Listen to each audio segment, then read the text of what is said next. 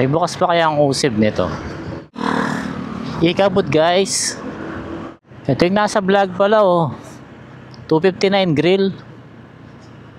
Unlimited chicken.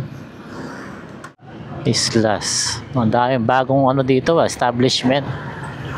Punta tayong Friendship guys. Sa may Korean town.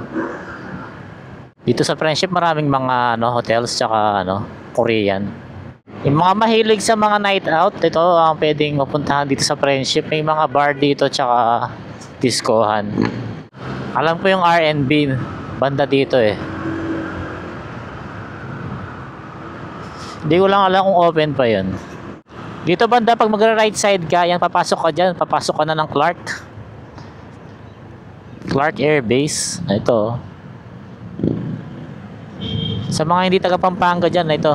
May mga easy way tayo. Pag galing kayo dito sa may Friendship. Masigla yung lugar kasi nga yan may mga hotels, yan, ito Oasis. Iba-ibang hotel. Ayun, R&B. Open pa pala yung R&B. Yan, discohan to guys.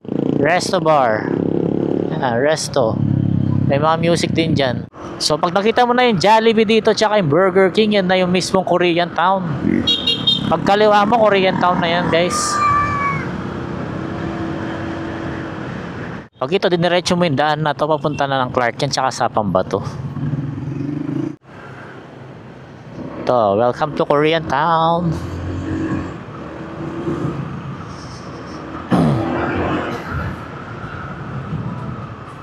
Yan buhay na buhay yung lugar